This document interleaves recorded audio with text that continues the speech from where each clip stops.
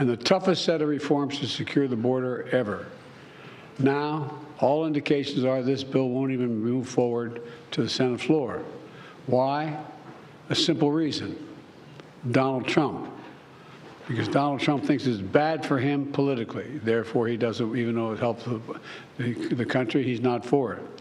He'd rather weaponize this issue than actually solve it. So for the last 24 hours, he's done nothing, I'm told, but reach out to Republicans in the House and the Senate and threaten them and try to intimidate them to vote against this proposal. And it looks like they're caving. Frankly, they owe it to the American people to show some spine and do what they know to be right. So I want to tell the American people what's in this bill and why everyone, from the Wall Street Journal to the Border Patrol to the Chamber of Commerce, the United States Chamber of Commerce, support this bill. Because it's going to make the country safer, make the border more secure, treat people more humanely and fairly, and make legal immigration more efficient and consistent with the values of our nation and our international treaty obligations. It would finally provide the funding that I've repeatedly requested, most recently in October, to actually secure the border. That includes an additional 1,500 border agents and officers to secure the border, to physically secure it. In addition, 100 cutting-edge machines to detect and stop fentanyl at the southwest border. We have that capacity. An additional 100 additional immigration judges to help reduce the year-long asylum backlog. You show up for asylum, and the judge is supposed to talk to you. It takes a year to get that discussion going. This bill would also establish new, efficient, and fair process for the government to consider an asylum claim for those arriving at the border. Today, the process can take 5 to 7 years, as you all know. They show up at the border, get a bracelet, told to come back when called, 5 to 7 years from now, in country.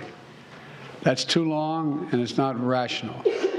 With the new policies in this bill and the additional of 4,300 more asylum officers who spend hours, I might add, with each immigrant to consider their claims, whether they qualify, we'll be able to reduce that process to 6 months, not 5 to 7 years. This bipartisan bill will also expedite work permits so those who are here and who qualify can begin work more quickly. That's something that our governors, our mayors, and our business leaders have been asking me for and asking them for. All across the country, they've been asking for this. It'll also create more opportunities for families to come together for business, to hire additional workers. And for the first time in 30 years, this bipartisan legislation increases the number of immigrant visas for people legally able to come to this country through ports of entry. And it ensures that for the first time that vulnerable, unaccompanied young children have legal representation at the border. This bill would also give me, as president, the emergency authority to temporarily shut down the border when it becomes overwhelmed. The numbers are talking over 5,000 people trying to get in one day. The bill, if the bill were law today, it would qualify to be shut down right now while we repair it. Bottom line is, this bipartisan bill is a win for America because it makes important fixes to our broken immigration system. And it's the toughest, fairest law that's ever been proposed relative to the border. Now, it doesn't address everything that I wanted. For example, we still need a path of documentation for those who are already here. And we're not walking away from true immigration reform, including permanent protections and a pathway to citizenship for young dreamers who came here when they were children and who have been good citizens and contribute so much to our country. But the reforms in this bill are essential for making our border more orderly, more humane, and more secure. That's why the Border Patrol Union, which, by the way, endorsed Donald Trump in the 2020 election, endorses this bill. These are the people whose job it is to secure the border every single solitary day. They don't just show up for photo ops like some members of Congress. They're there to do their job. This is the risk, the thing many of them risk their lives doing every single day. And they decided, the Border Patrol decided, this gives them the tools they need to do the job. more personnel across the board.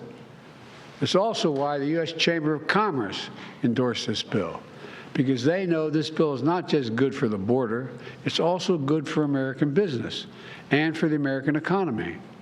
And it's why the Wall Street Journal endorsed the bill, with the headline this morning which reads, quote, "A border security bill worth passing. The Senate has reforms Trump never came close to getting." That's the quote from the Journal. This bill would also address two other important priorities. First, it provides urgent funding for Ukraine. I'm wearing my Ukraine tie, my Ukraine pin, which I've been wearing because they're in dire straits right now defending themselves against a Russian onslaught, a brutal conquest. The clock is ticking. Every week, every month that passes without new aid to Ukraine means fewer artillery shells, fewer air defense systems, fewer tools for Ukraine to defend itself against this Russian onslaught. Just what Putin wants. Ukrainians are fighting bravely. You know, many of you look around the room here have followed me in this for a long time. I pulled together a coalition of over 50 nations to support them. On the phone, talking to these leaders. We unified NATO. Remember when we first came to office? NATO was in, well, they're all together and actually increased the size of NATO. We can't walk away now. That's what Putin's betting on. Supporting this bill is standing up to Putin. Opposing this bill is playing into his hands. As I've said before, the stakes on this fight extend well beyond Ukraine. If we don't stop Putin's appetite for power and control in Ukraine, he won't limit himself to just Ukraine. And the cost for America and our allies and partners will rise.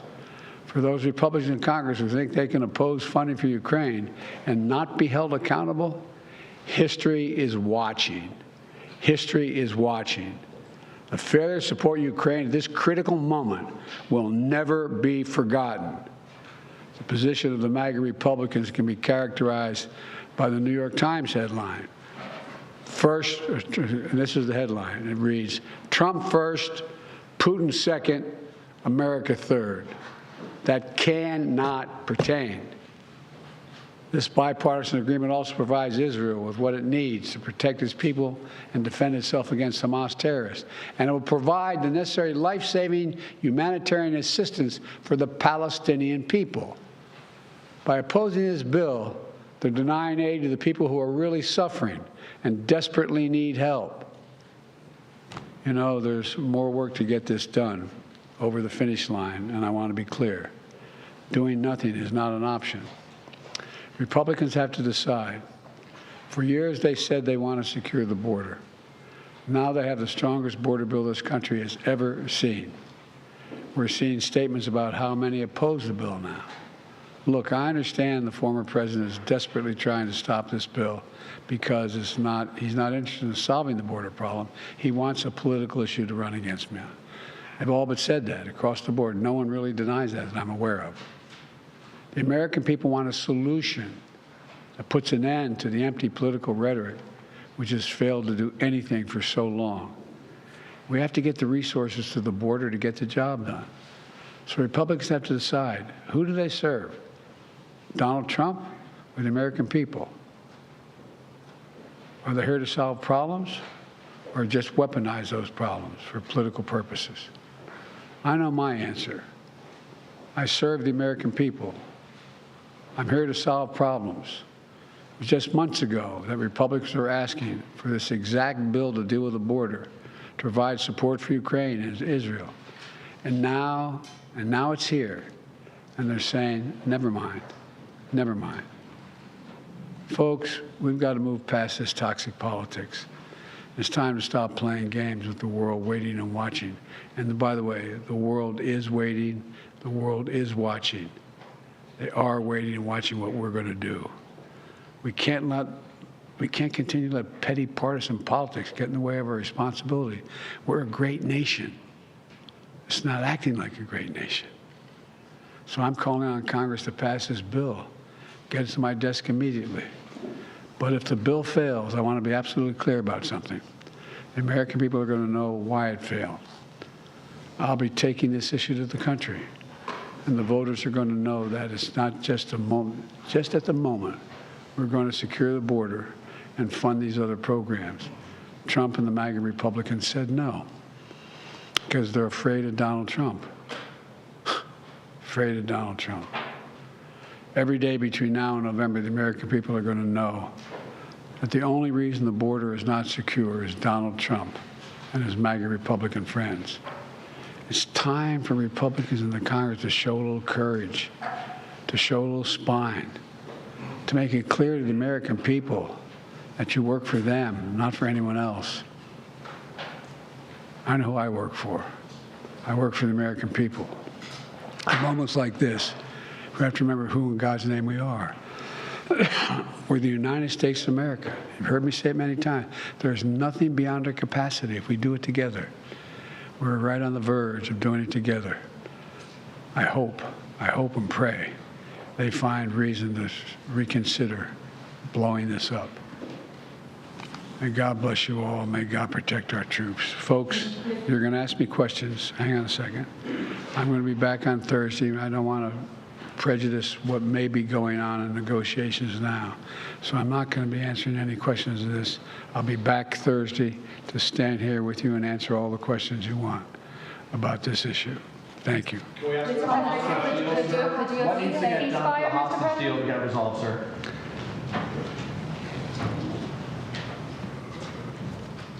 This indirectly has a lot to do with the hostage deal and what's going on in the Middle East. The decision on what we do relative to Israel, the decision what we do in terms of American funding, of whether we're going to engage with the situation in Ukraine. It all goes to the question of American power. It all goes to, does America keep its word? Does America move forward? There is some movement, and I don't want to, well, maybe choose my words. There's some movement. There's been a response from there's been a response from the opposition, but yes, I'm sorry, from Hamas, but it seems to be a little over the top. We're not sure where it is. There's a continuing negotiation right now. Mr. President, if this bill fails, would you consider supporting something separate that just addresses Israel or Ukraine? I'm not going to concede that now. We need it all. The rest of the world's looking at us, and they really are. Mr. President, first, this Congress does not have immunity, Mr. President. We have been listening to President Biden speak. He was urging Congress to pass the Emergency National Security Supplemental Package. That is that bipartisan bill that was brought up in the Senate that includes border security, some of the strictest measures at the border, but also tied to foreign aid to Ukraine, Israel, Taiwan. The president said that NATO is on board, that the Border Patrol is on board. He said that the Chamber of Commerce is on board, but he blamed, quoting the Wall Street Journal, former President Trump for the package not yet reaching the Senate floor, and that the former president is threatening Republicans to not bring this bill forward. Biden says we can't let, quote, petty partisan politics get in the way of this bill, and that Republicans need to show a little courage, he said. But right now, we are also following some other breaking news. A jury in Michigan has reached a verdict in the involuntary manslaughter trial of a school shooter's mother, that is Jennifer Crumley, in the deaths of 4 students back in 2021. The verdict will be read out shortly, and we will bring you a CBS News special report when it happens. Just as a reminder, she is facing